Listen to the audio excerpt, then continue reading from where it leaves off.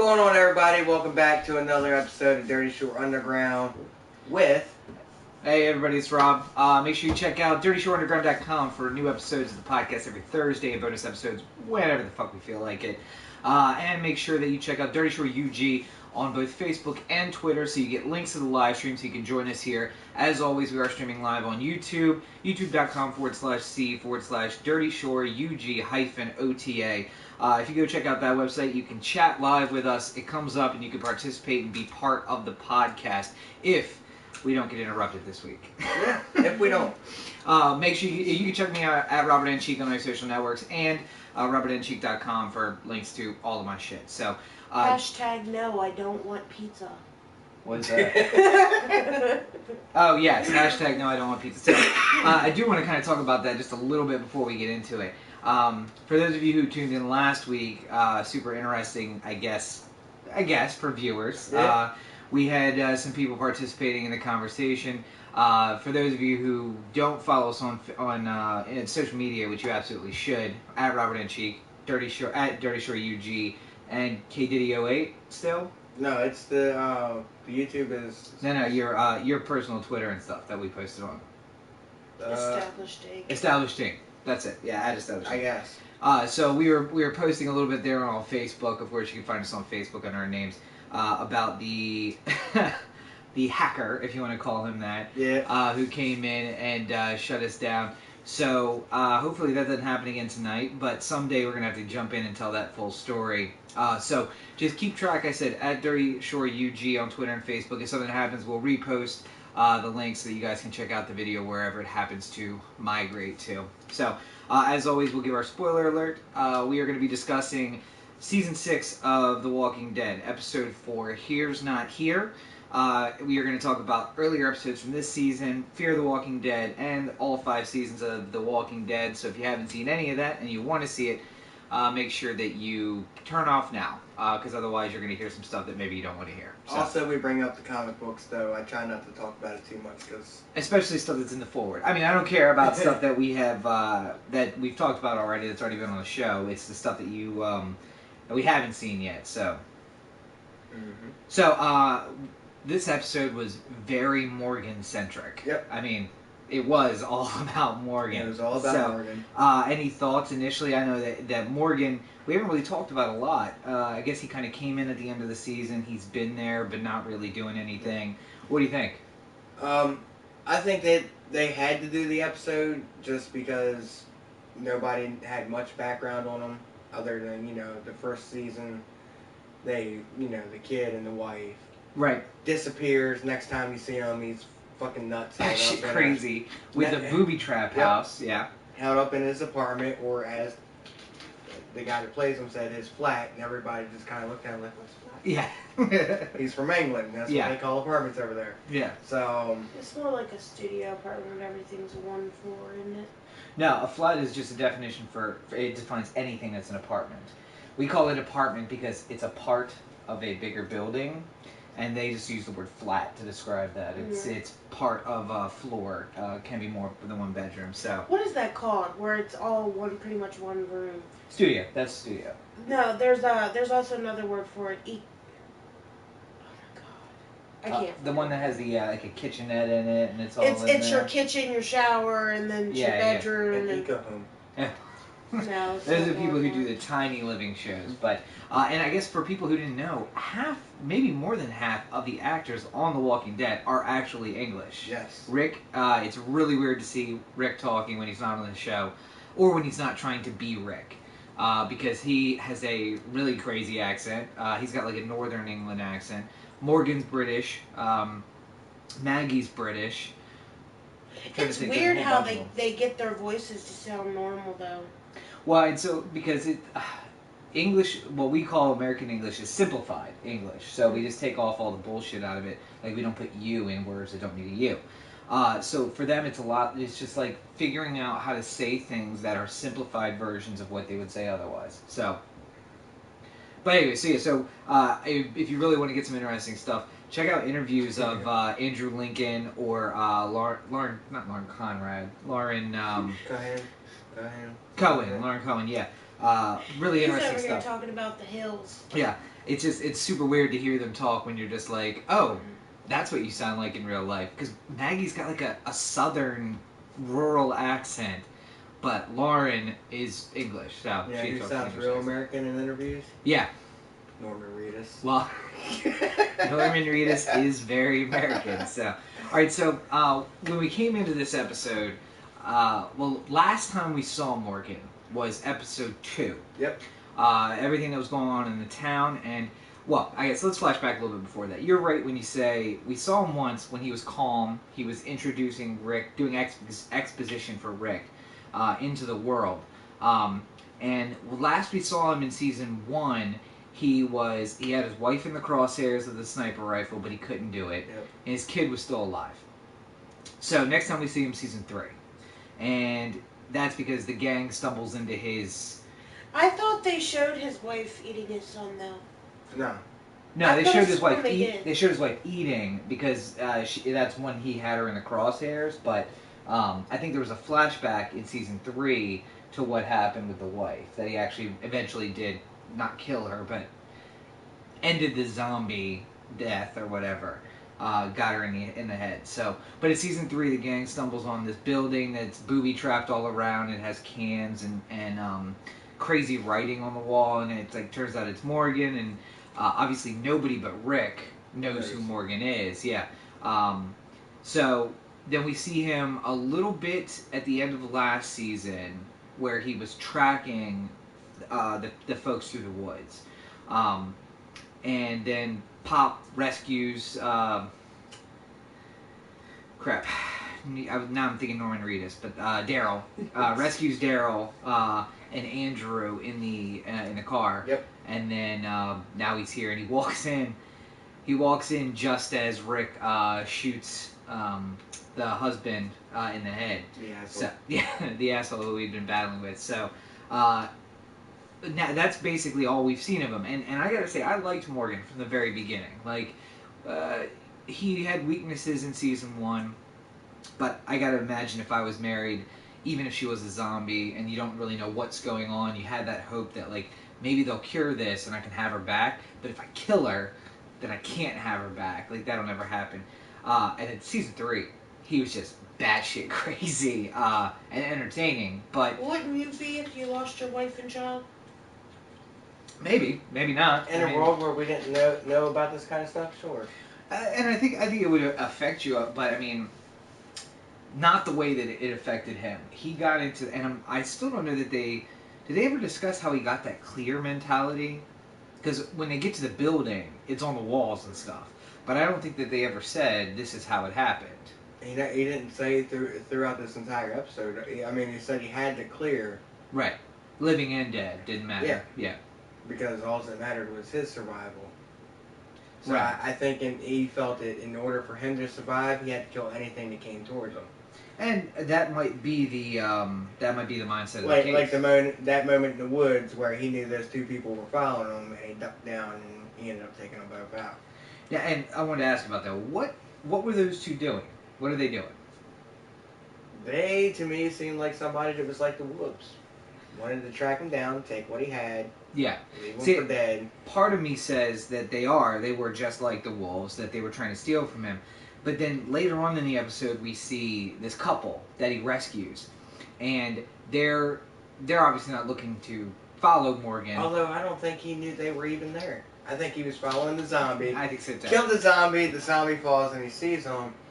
And then that's when he hit that moment where it's just like, and then she put the food down. I think usually I would kill you too, but something's changed now. But see, I got the feeling from the dad and the son, that part of me says they were like the wolves. They were just trying to take whatever he had. Mm-hmm. The other part of it is they'd seen him kill some zombies, and they were like, "This is the guy we need to be around." And I think we've seen that before. The governor, how he got started with that crew was just being reliable. He was the guy who could take out the zombies, so people started staying, and he had, that's how he got the group around. And what I understand about Negan is it's the same way, that he kind of indoctrinates people into saying, without me, where are you going to go? What are you going to do? I actually don't know a whole lot about Negan's character other than a few things that Brandon's told me, which I've made him tell me. What I say, I have found out stuff through the years that probably I didn't want to know, but that's my understanding though, is that Negan and the Governor are similar in that way. Obviously, they have a different modality about the whole thing, but Brandon told me that Negan is 100 times more violent than the Governor ever thought of being. Right. At least in the comics, so we don't know how that's going to translate onto the TV. I think they reported John Hamm's going to be Negan, which is exciting. I just fucking love John Hamm, so I don't care what he's doing. But I think though that they get the people around them in the same way. It's being that charismatic person and being the person who's like, you can't survive without me. And I think in a world like The Walking Dead, that's how people are. That there are, and I think we've had this conversation before about the two kinds of people in the apocalypse. Mm-hmm. And there are people who are followers and there are people who are leaders. And the people who are followers are always looking for someone to follow. From the farm to the prison to the governor or to the town, now to Alexandria, Rick is clearly a follower even when he's out of his fucking mind. He's still clearly a leader even when he's out of his mind. And he just people, and I call them weak, but maybe they're not weak. They're just followers. I kind of feel like they're all leaders. Who? Rick, Carol, Daryl. Well, I think now things are a little different than they were before, because at every step of the way before, it was Rick who was like, all right, pack your shit, we're leaving. Or we're going to stay here, we're going to make a home. And he was given orders. And it might be that what happened in Terminus, what happened in the farm and then to Terminus, made people say, we need to have other leaders. Because when they split up from the farm, or from the prison, when they split up from the prison, a lot of people were lost. They were just like trying to get through. The black guy, the big black guy. Tyrese. I feel like he was a follower. Yeah. Chris was a follower. I call him Chris because that's the show I know him from. But everybody knows Chris. Yeah. Noah. He was the follower. Yeah. I feel like the guy who just killed himself on the last episode was a follower. Mm-hmm.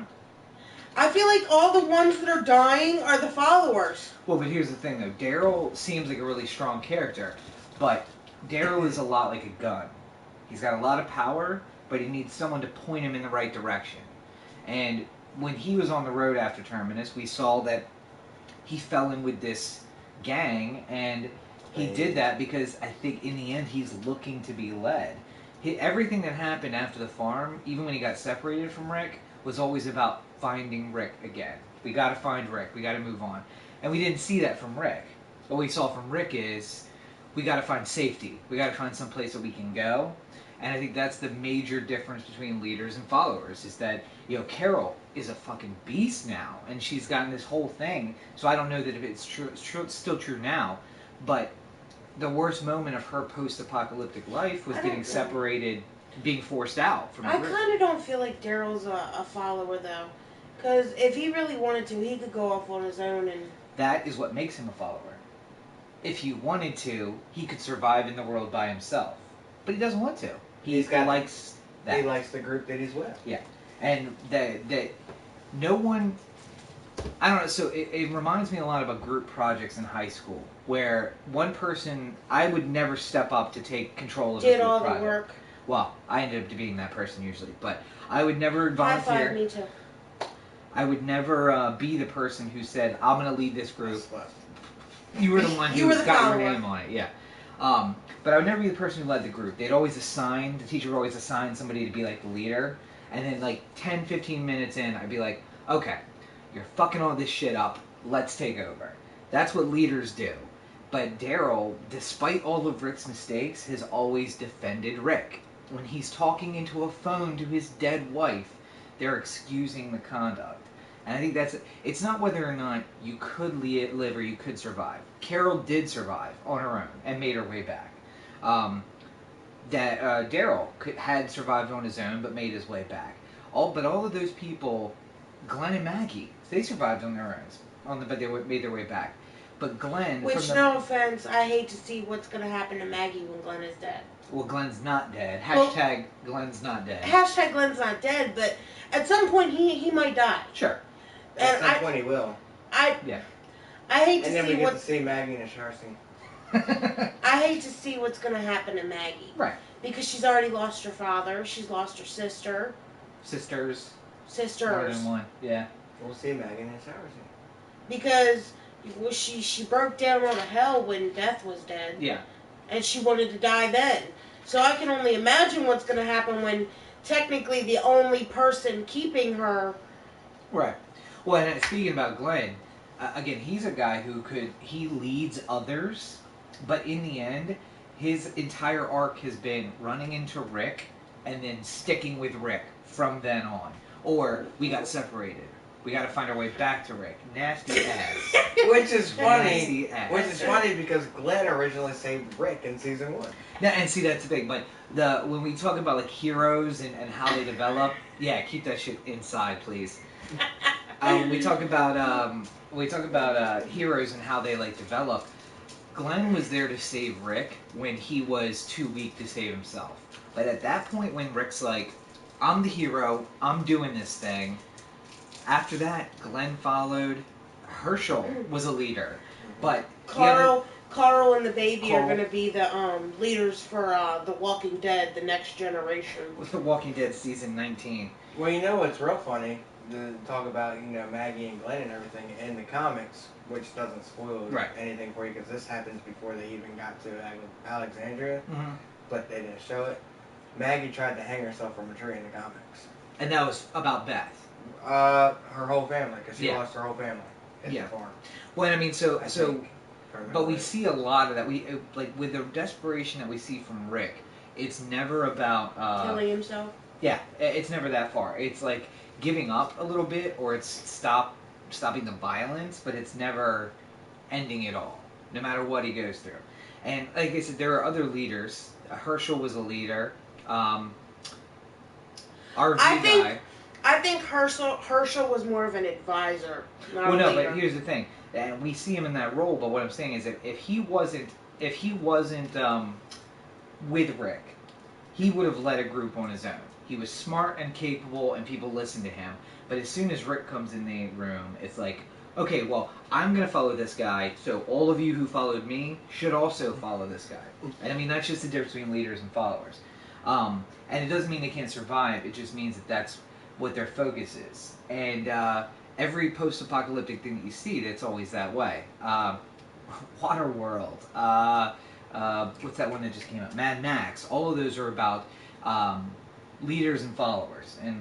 And what I guess I don't even know how we got off on that. But in the end, though, I think that what we're seeing is a kind of a schism now, because Carol is getting to the point where she could be a leader on her own. And which she kind of is, because she told the preacher and Morgan, suck it up. Right. You got to do what you got to do. And now again, so there's working with Rick, but if Rick starts going crazy again, like we said, maybe he starts hearing the phone again or something, then what's going to happen? Is she going to say, "Hey, crazy, sit down, I got this"? Will Daryl step up and say that? Michonne, she a leader or a follower? Michonne is like Daryl. She survived on her own all of that time. But when no matter how... I feel as though she's a leader because when Rick goes off the deep end, she beats the fuck out of him and pretty much takes over. Yeah, right. And then when he's well again, what happens? He takes back over.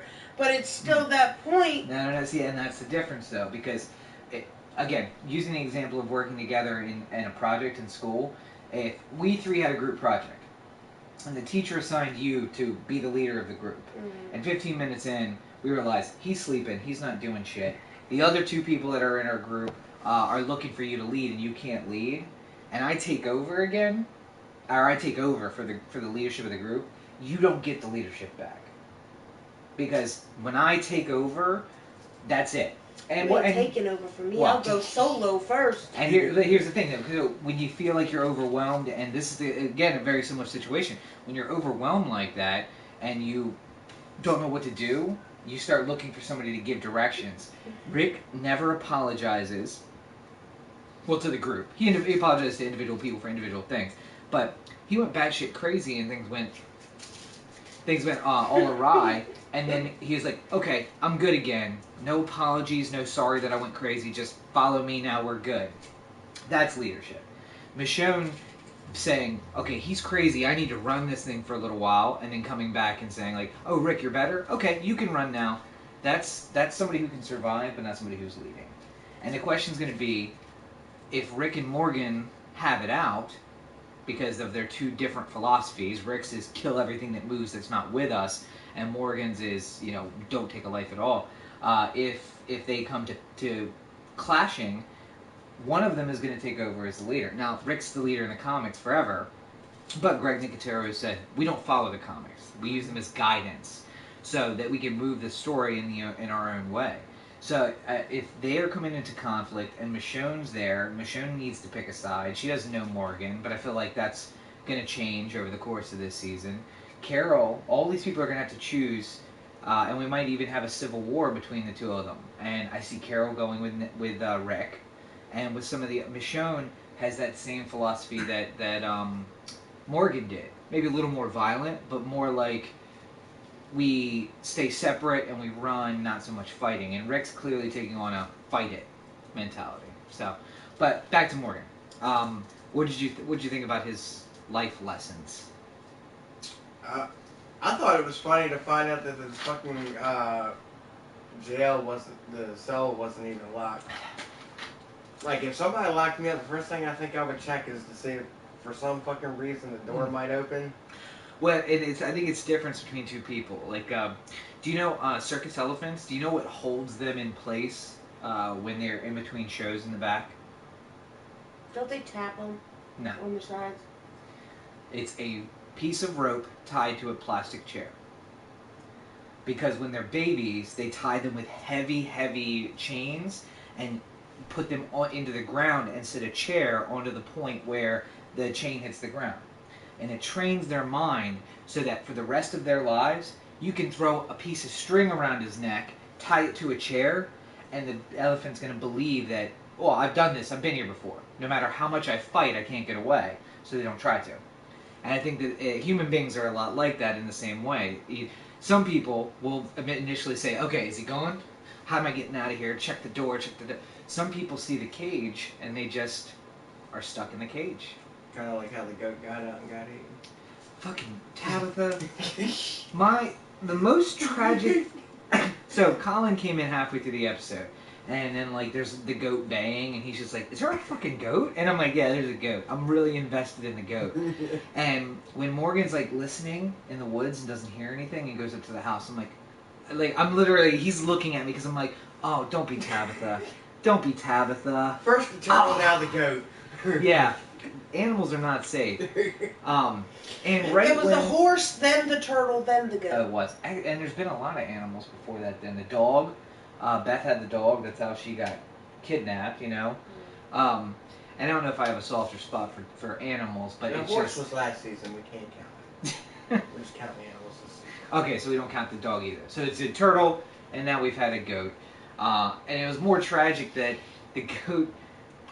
The guy Eastman figures out how to make cheese, and then the goat dies.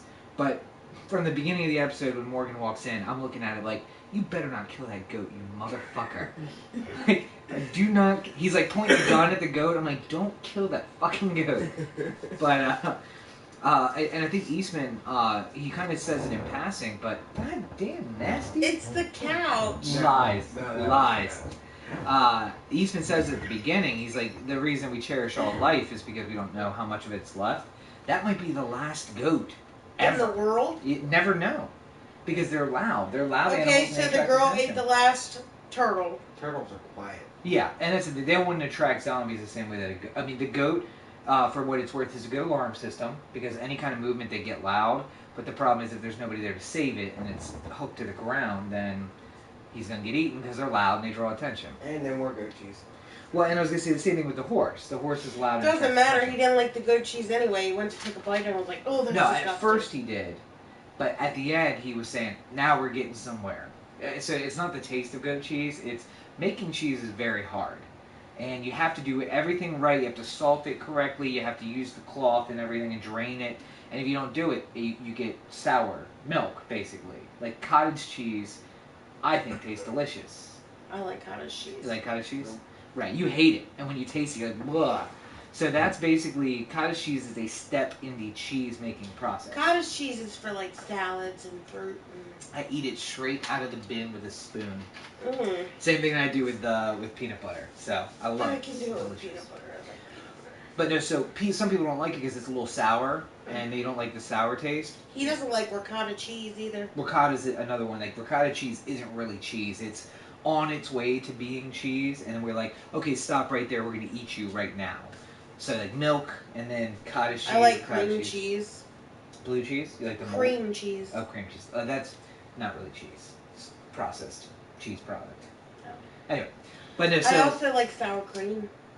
And, again, that's another step in that process. Which sour cream is pretty much just bad milk. But, Technically so is yogurt. But cheese you can make, but if you mess up something in the process, it just goes bad, and there's no saving it. It goes bad, and some people, I mean, we don't know anything about Eastman. He may not. I might have eaten that and been like, "That's fucking delicious. That's cottage cheese." I'm like half moldy, half there, but it certainly wasn't cheese in the way that he wanted. So, but yeah. So, have you ever read The Art of War? The Art of Peace is what he hands down. Mm-hmm. So The Art of War is Sun Yat-sen is teaching how to fight and how to kill enemies. And so I've never heard of The Art of Peace, but I think it might be just like somebody doing a rip-off of that. Like, this is how we do things. Opposite. Yeah, this is how we do things opposite. And Aikido, I'm really interested in Aikido now after I saw all of that stuff. So, had you ever seen anything like that before? The Aikido training? With the bow staffs? Yeah. Yes. Where did you see it? Martial arts classes. And so did you actually do Aikido? No, I didn't do any weapons training. Right. They showed us some weapon defense when I was there, but I never actually did any weapons training. I was still in the basic stuff when they were doing it. So it looks like a lot of fun, and obviously I think it's functional in self-defense. So I might have to find myself an Aikido gym. It's functional and relaxing, and yeah. I believe a lot of Taekwondo places do Aikido staff training. Yeah. So. Well, yeah. So, what did you think about Eastman overall? I would have liked to seen him end up still being alive for some reason. You know, he was a likable character. I was sad in the Talking for the Talking Dead. It hit me right in the feels. Did you watch the In Memoriams? Mm-hmm. Okay, yeah. Cause the way they did his I believe all life is precious is just showing him, and then he got bit, and you're just like. Yeah, I would have liked to seen him stick around. Now what was the quote for that? The actual quote. Oh my God! It said Eastman. He said, "You may value all life, but now you're dead, and you lost your life and your goat, but at least you gave Morgan a reason to live." I mean, I was like, what the hell? Well, here's what I'll tell you. That through history, we find that some people's lives are only meaningful so that they give meaning to someone else. So, but Eastman, this is what I fucking hate about this show. Number one, Glenn could be dead. I mean, Glenn's not dead. Hashtag Glenn's not dead. But just missing. But he could be dead because the show really the showrunners don't give a fuck. They will kill people off. Tyrese, I love Tyrese, and when he walks out there to die and then comes back in just like covered in gore with both axes, I'm like, fuck yeah, man, get it. And then he ends up dying anyway. Like, but nobody's safe by losing his arm because he got bit in the arm. Right. Noah is another one I would like to see stick around a little bit longer. But that's what they're showing us. They're showing us no one's safe. Glenn has been there since episode 2, and he's not even safe. And the feeling, when we say hashtag Glenn's not dead, that's not coming because we don't think they would kill him off. It's because, based on our research and based on watching it about 1,000 times thus far, I just don't think he's dead. But I will accept that characters can die. Beth died, and Beth was a beloved character for 2. I loved her. I hated her. Oh, God. I would have married her. Beth would be my Maggie. Actually, I'm not sure she was playing a character who was over 18. But if she was, then the actress is over 18. I don't know if Beth was over 18. She's 29 and she's dating Norman Reedus, so. Is she really? Mm-hmm. Fuck, now I'm going to have to kill Daryl. So. But I mean, nobody's safe. No character is safe. Glenn could be Isn't dead. Norman Reedus like 50? Yeah, he's like 47, 46 or 47. Yeah. She's 29. It's not that far off. I'm 32. I date girls who are 18. It's, 14 years. You screwed it up in your own mind, didn't you? A little bit? Jesus. Yeah. Well, anyway. But no, I mean, Glenn, nobody's safe, and they introduce characters that they know are going to break our hearts. That's what it comes down to. Eastman is awesome and sweet and knowledgeable about everything. He loved that goat. I'm a vegetarian. Only because I'm about to sell some meat for children. All life is precious. That's why we're eating oatmeal burgers right now. But it's psychological fucking warfare. Like, they just introduced this sweet guy who refuses to kill a crazy-ass Morgan who's trying to kill him.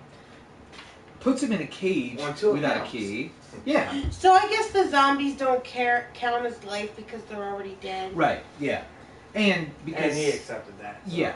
I mean, in the end, I think that he also isn't super violent about it. I mean...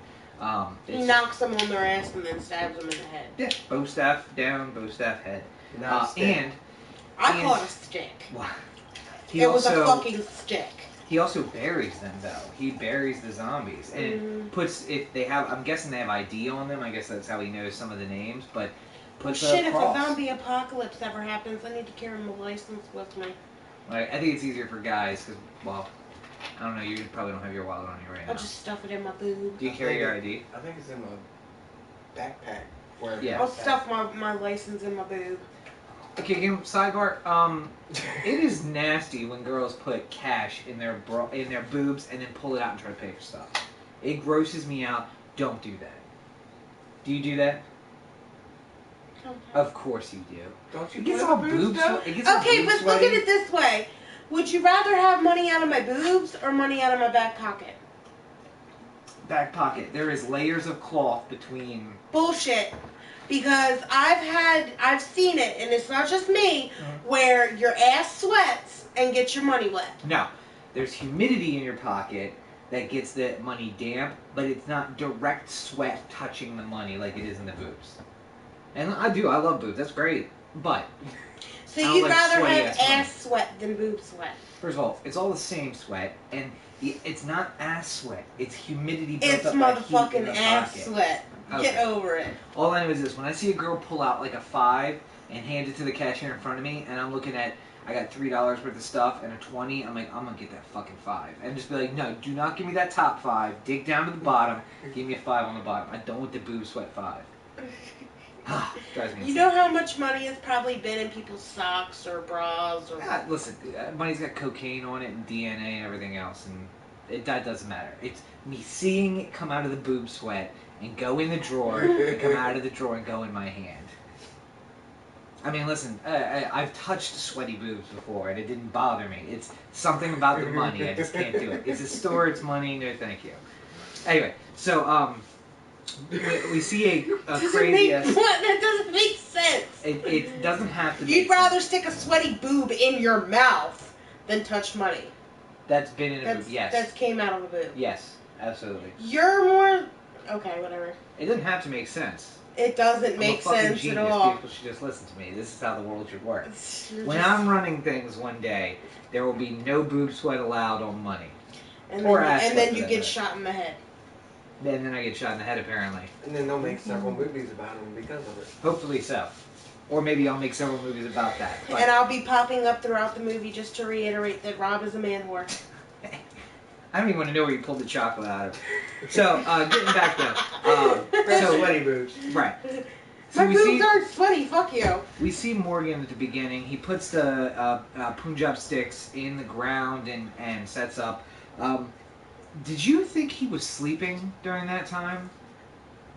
I was having trouble figuring that out. I don't think he was.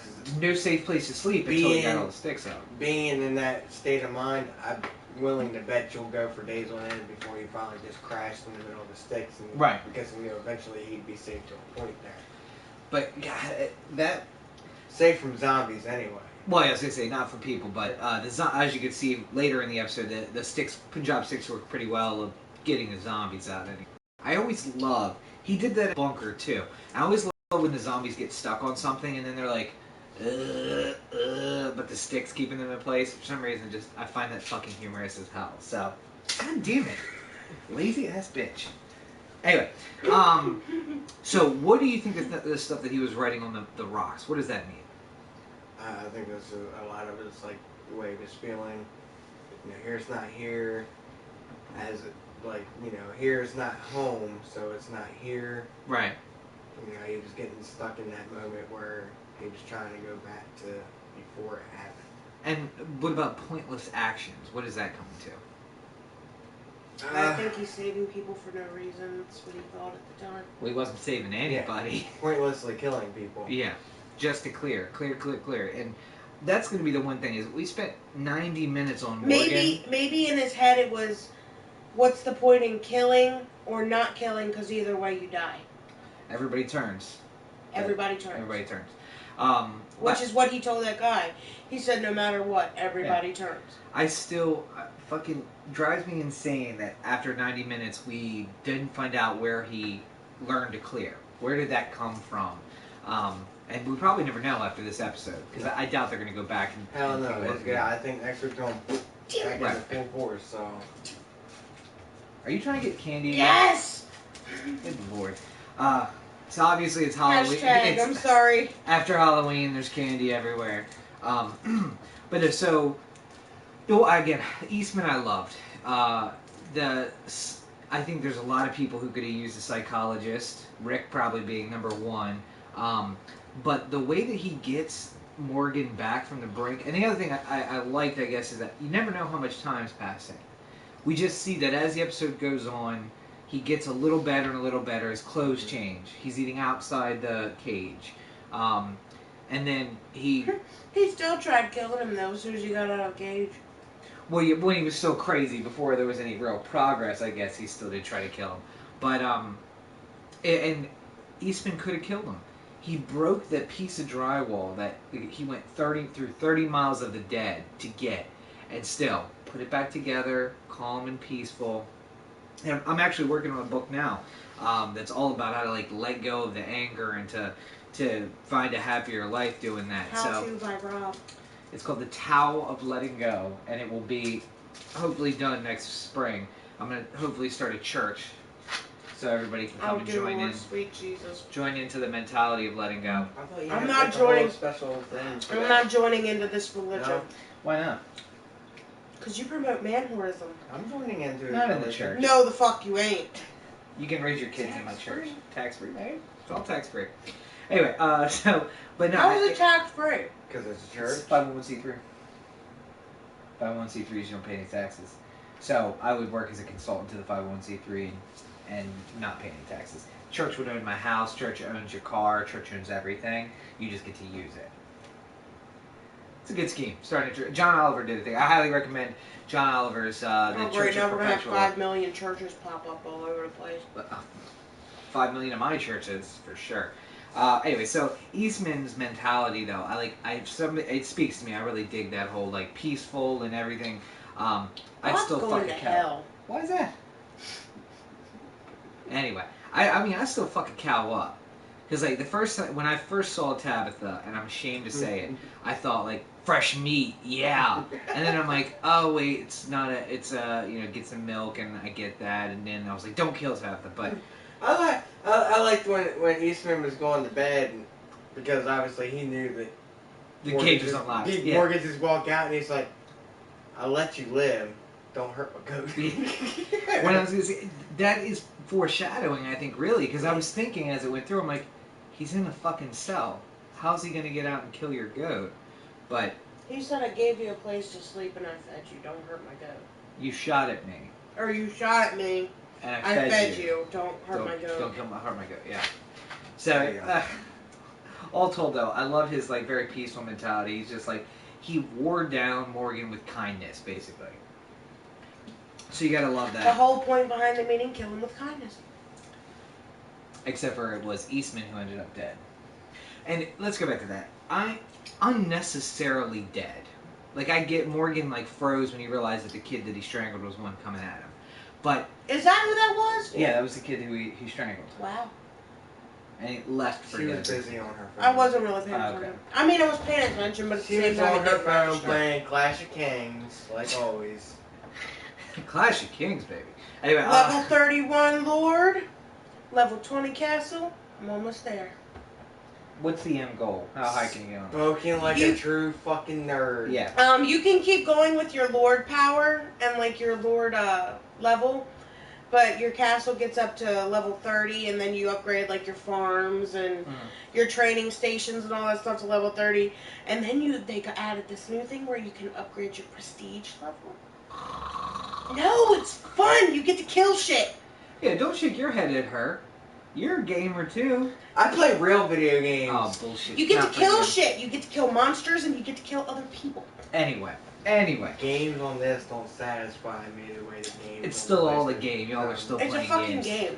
Anyway. I don't see you getting hooked to a PlayStation game.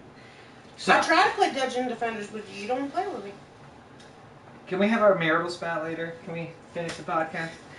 So, We ain't Eastman here. unnecessarily died. Mm-hmm. Morgan froze, and for some reason he grabs him and like turns and pushes him Hell no! When you I'd can have just walk took up- that stick and went whack. right to the head. And that's why I was like, again, Greg Nicotero saying, "Fuck you guys, I'm killing this dude, and we need him to Because be they able knew to we talk." would like him before Oh, the yeah. episode was over with. And I then liked at the the 5 end, minutes at in. the end, right after he got bits, when he found out what he did to that guy. And again, another thing I love about this show is I loved Eastman 5 minutes after he started. Being kind to Morgan and being like, just here's some food and whatever. And then we find out that he did this really fucking horrible thing. Well, no offense, if somebody killed my wife and child, I'd do the same shit. Motherfucker, you hurt me, I'm gonna kill you. Well, I mean, I think though for him though, you could see how heavy his heart was about the whole thing. And here's the thing: killing somebody is one thing. Watching someone starve to death for 47 days is a whole. Well, he probably felt like, at the time, he probably felt like it matched up to, not necessarily matched up, because nothing. His revenge, it would satisfy him, and then at the end of His- it, he found out His, it wasn't. Yeah. what's the C word for it? Cunt? No. That's the C word. Not comfort, his, closure. Closure. Yeah, he was looking for closure. And I mean, I can imagine if my wife and children were killed Why for the sport. fuck would you say cunt? I What don't the know. fuck? That's the C word. I don't know. But if my wife and child were killed for a sport, I think I would be in the same mindset. The guy literally breaks out of jail to kill your family, and then turns goes and himself turns back himself back in. in. Oh my god! Like the emotional toll I can imagine that would take. But in the end, After beating the fuck out of you. yeah, the only reason he survived is the Aikido. Isn't that what he said? I think so. Anyway, but so we find this beloved character, and then we find out that he did this horrible thing, but he's basically spent every moment since then trying to make up for it. Mm-hmm. Repentance. It's all about repentance and getting closure, trying to find closure about his wife and his kids another way, like walking 30 miles through the dead to bring back a piece of drywall. So, but in the end, he died unnecessarily. As soon as I saw him walking over, I'm like, okay, so they're gonna kill him, because there's no way that like Morgan can't snap out of it and get them. He should have just got him himself, but he turns and gets bit, and then we see the slow death. But I'm kind of glad they saved us from the suicide when he's like, I got a gun in the lockbox, take me outside. Gives him the rabbit's foot. Have we seen the rabbit's foot before this season? I don't think we have. So I thought that they were making a callback to something else, but I was racking my brain to figure out if Morgan had showed anybody a rabbit's Now, foot. the funny thing is, we might have seen it on Morgan and just not paid attention to Right, it never because it wasn't something brought to our attention. Yeah. So I feel like after the mid-season break and they do the back-to-back episodes and everything, Mhm. everybody's binging those episodes right before it fires back up for the second half of the season.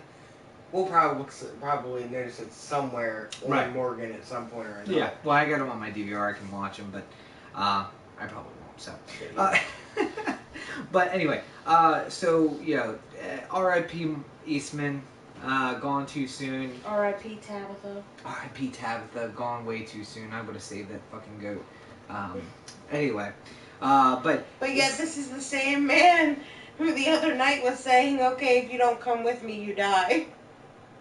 when was I saying that? The other night when Goat cheese would be very valuable. Harry and Russell and all them were out here. Go where? What was he saying? You were talking about if the zombie apocalypse. Oh happened. shit! Yeah, no. Follow me or you're gonna die. That's basically it's me versus everyone else.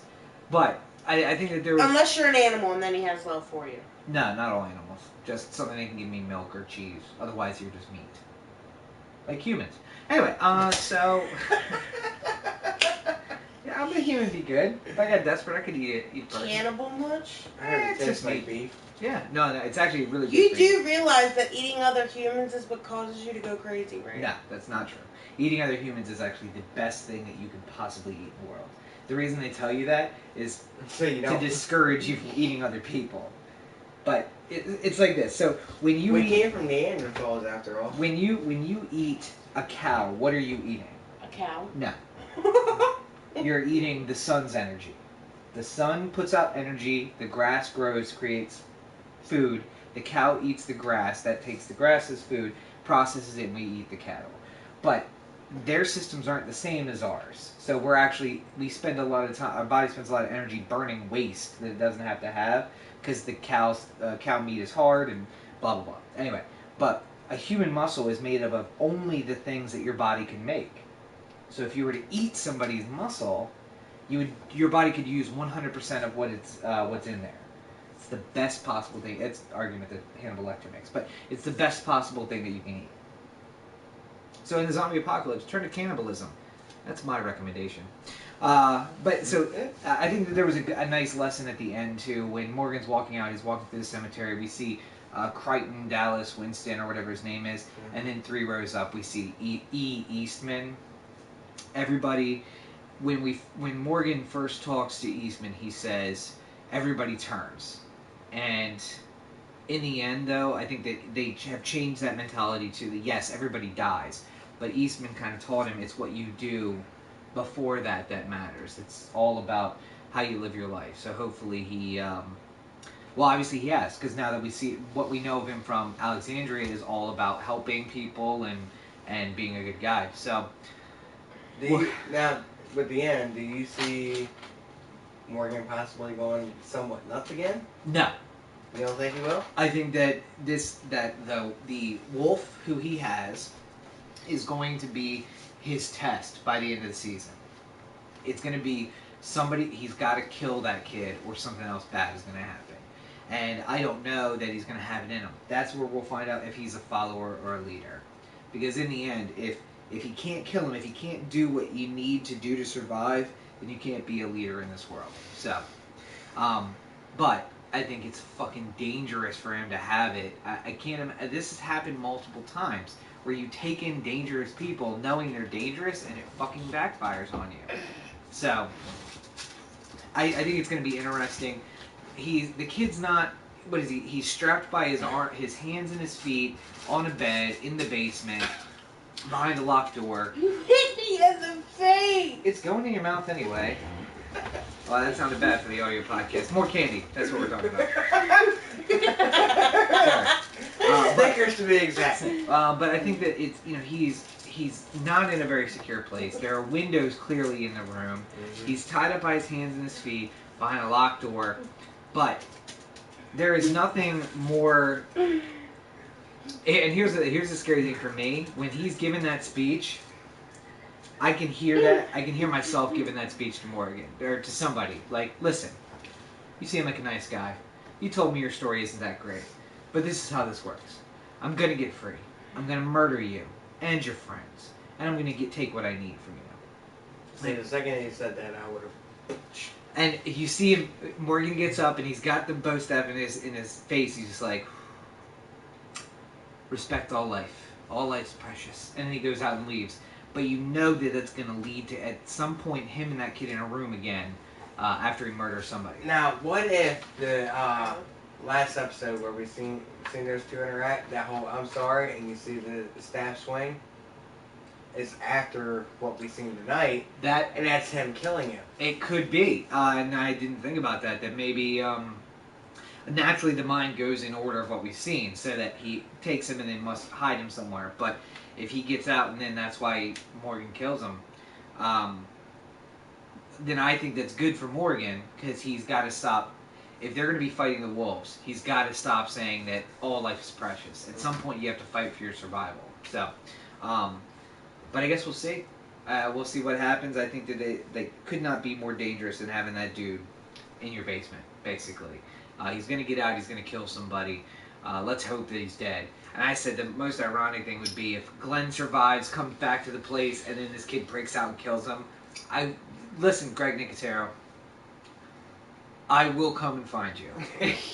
If Glenn, #Glenn's not dead, and he shows back up at Alexandria, and he's like, Maggie, I love you, and then this guy comes running out of the stairs. And right before he gets to Maggie, just...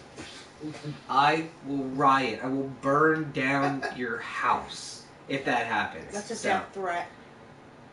It's a conditional statement. He has the option of changing the story. Ew, what was Not this season. Not this season. I love you. I love Greg Nicotero. I love the whole crew there. But for Christ's sake, if Glenn survives and then dies at the hands of that little punk bitch, I swear to God, horrible things will result. So if Glenn's gonna die, it's gotta be epic. You're a lawyer. You should know better than making threats on the internet. This is what I don't understand. I am a lawyer, and everybody looks at me like, that's illegal. Bitch, if it was illegal, I would know that it's illegal. I know what I'm doing. Lawyered. So, any thoughts? Okay, if the dude's house burns down, they come looking for you. I'm gonna go, lawyered. If, any parting thoughts on the episode? Well, I mean, it was a slow one. We're back to... I had that feeling of Fear the Walking Dead, where it's just like building and stuff, but otherwise. I just wish the fucking preacher would die already. We didn't even see him this episode. I don't care. When Colin came in, he saw like Tony said, what black guy doesn't know how to work a gun? Well, Colin came in and He's just standing there like... the preview for The Preacher, the other show, The Preacher, came on. And he was like, oh shit, Father Gabriel's getting a show? Who the fuck's gonna watch that? And I was like, it clearly is not about Father Gabriel. But it is based off another comic, right. Apparently, so they're trying to give another comic a shot and see if it gets that same hit.